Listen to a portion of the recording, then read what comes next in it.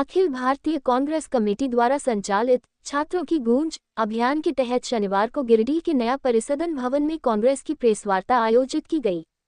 Press वार्ता की अध्यक्षता जिला कांग्रेस अध्यक्ष सतीश केडिया ने की। इस दौरान नीट परीक्षा में कथित अनियमितताओं, पेपर लीक और युवाओं से जुड़े विभिन्न मुद्दों को प्रमुखता से उठाया गया। प्रेस वार्ता को संबोधित करते हुए झारखंड प्रदेश कांग्रेस कमेटी के प्रवक्ता देबू चटर्जी और अब्दुल करीम अंसारी ने आरोप लगाया कि वर्ष 2014 से अब तक कई प्रतियोगी परीक्षाओं के पेपर लीक होने से लाखों छात्रों का भविष्य प्रभावित हुआ है। उन्होंने कहा कि लगातार हो रही ऐसी घटनाओं से युवाओं में निराशा बढ़ी है और दोषियों पर प्रभावी कार्रवाई नहीं होने से छात्रों का भरोसा कमजोर हुआ है।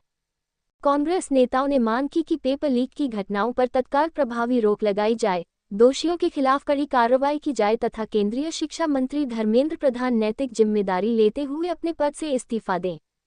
उन्होंने बताया कि कांग्रेस नेता राहुल गांधी के नेतृत्व में राजस्थान से शुरू किए गए छात्रों की गूंज अभियान का उद्देश्य छात्रों और युवाओं की समस्याओं को सुनना तथा उनकी आवाज को राष्ट्रीय स्तर पर उठाना है।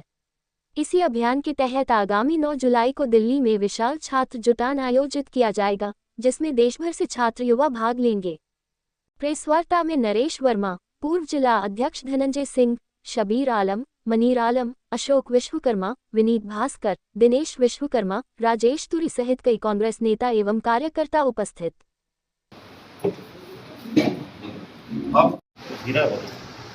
आज जो भारत सरकार द्वारा शिक्षा मंत्री द्वारा पेपर लीक का मामला, आज जो हमारे छात्र सुसाइड कर रहे हैं उसका दोषी कौन है और बार बार पेपर लीक करा कर ये सरकार अपना चरित्र दिखा रहे हैं कि हम शिक्षा को किसी तरह ये नहीं मानते।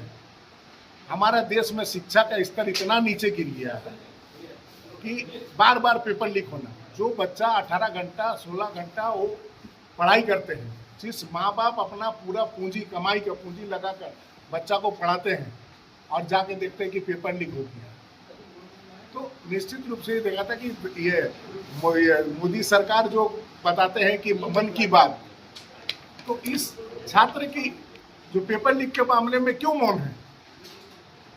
तो निश्चित रूप से धर्मेंद्र प्रधान जी को इस्तीफा हम लोग मांगते हैं। इस्तीफा देगा, नहीं तो सड़क से लेकर सदन तक हम लोग लड़ाई लड़ेंगे। राहुल जी का यही है कि राहुल जी के सिपाही हम लोग, और हम लोग तैयारी कर लिए कि युवा का आवाज और गूंजेगा और हम लोग इस लड़ाई को लड़ेंगे।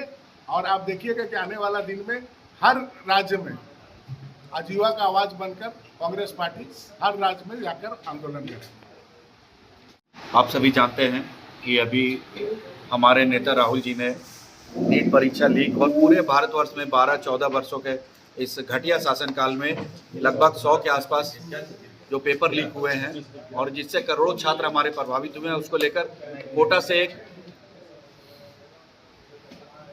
छात्रों का समागम का कार्यक्रम किया था, जिसमें लाखों छात्रों ने हिस्सा लिया।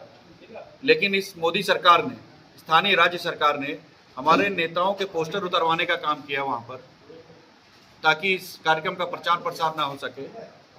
और जो नेता हमारे रेल से जाने वाले थे, ये एक भय हमारे अंदर हो गया था कि कार्यक्रम को असफल करने के लिए रेल को लेट किया जा सकता है।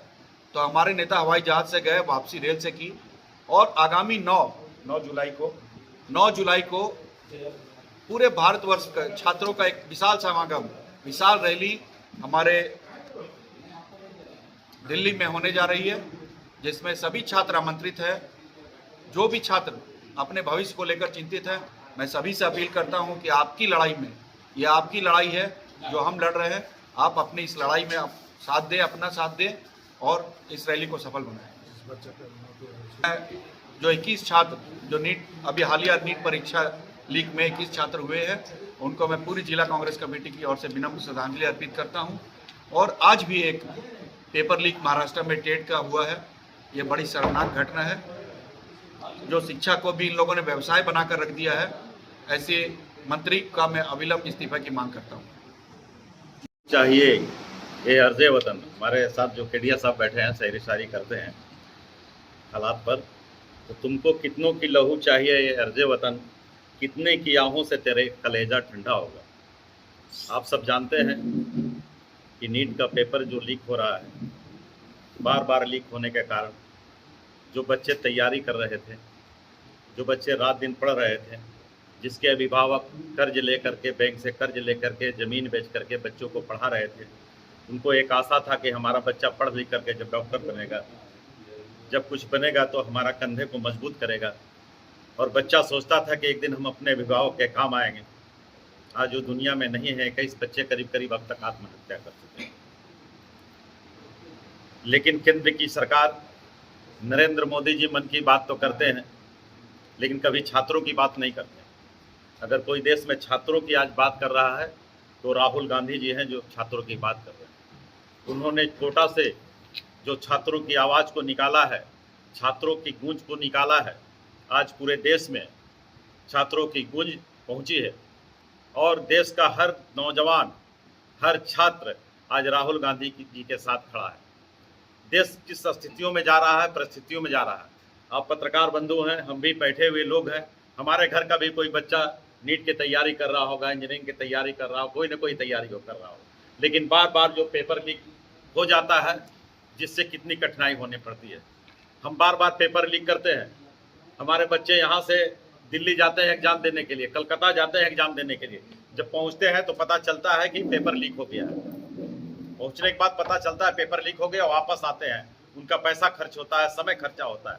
लेकिन आप सोशल मीडिया के माध्यम से देखे होंगे कि एक बच्ची एग्जाम देने जाती है अपने पिता के साथ, बारिश में भीगते हुए पहुंचती है, मात्र 2 मिनट लेट होता है, गेट नहीं खोला जाता।